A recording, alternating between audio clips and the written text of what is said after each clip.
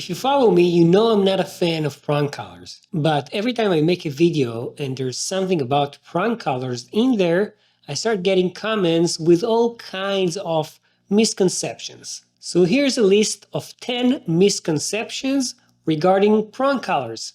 Prongs don't hurt if used correctly. No, that's wrong. The entire idea behind using prongs is to cause pain and discomfort to the dog's neck, and by that basically punishing him and hopefully reducing the behavior that the owners don't want the dog to do. Even if later on the dog is not pulling, for example, that much, he's still associating the color with pain, and that's why he's not pulling. But to begin with, you need to cause pain with the prong. Which brings me to the second one. Prongs distribute the force evenly around the neck. So people keep saying that to make it sound like prongs are better than other colors and are safer and cause less pain. But they actually don't distribute the force evenly around the neck. They press on specific locations all around the neck, and even though it's all around the neck, it's still on those points where the prongs touch the skin. If prongs didn't do that, they would be basically the same as choke collars. And don't get me wrong, I'm also against choke collars.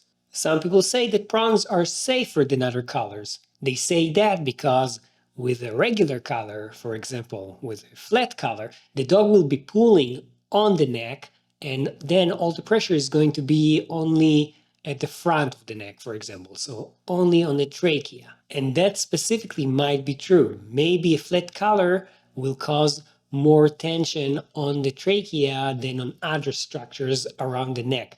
But to say that prongs are safer than other tools and other collars and other ways to train your dog, that's a complete lie.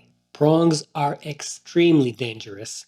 Even used by someone who is a professional, they can still cause injury to the neck wherever the pins themselves touch the skin. I see tons of injuries from prongs, and yet I rarely see any injuries from flat collars.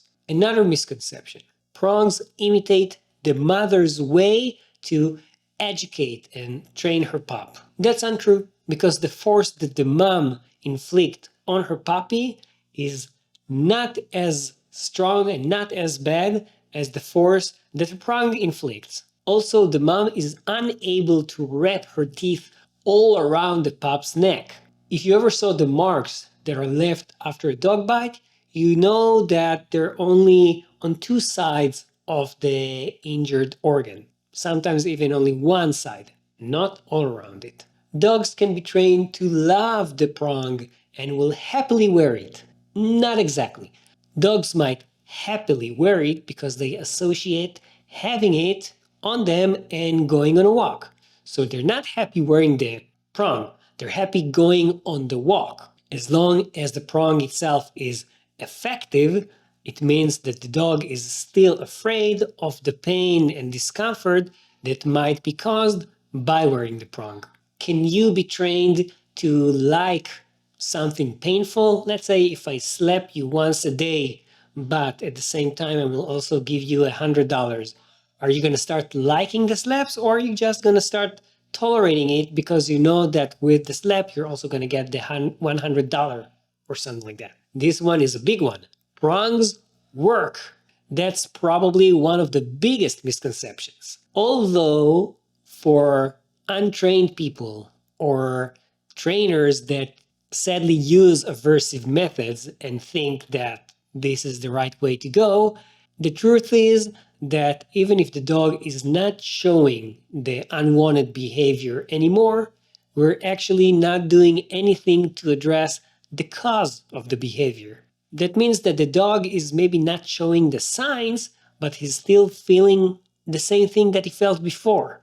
And that's a big problem, because then you'll get a ticking time bomb. You'll get a dog that doesn't show you what he's actually feeling. So prongs don't work. They just kind of cause learned helplessness. The dog just learns that he shouldn't show the behavior. big dogs can only be trained with prong collars.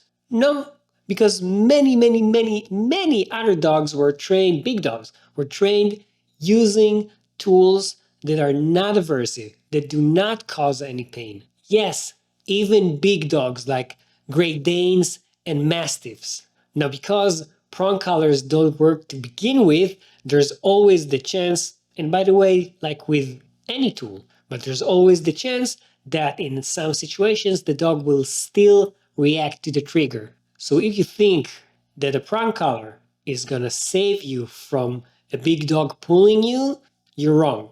Prongs are legal. Well, that's true, but depends where. They are legal in the States, but they're actually illegal in many other countries. So who knows? One day they might also become illegal in the States. So you should have an alternative. Prongs are statistically proven to work better than other tools. Also untrue. As far as I know, there's not even one paper that shows that prongs or any aversive training tool works better than reward-based training. Don't believe me? I would leave a link to a position statement showing why aversive training or punishment training is a bad idea. And in that position statement, you also have a list of scientific references. Now, they're not the newest ones, since then we actually have even more. But that even proves how long we have that information, how long we have the data that shows that punishment-based training or full, complete training, whatever you want to call it, training with punishment, doesn't work. And this is the last one. Prong collar that has those rubber covers on the tips doesn't hurt and is safer than the regular prong.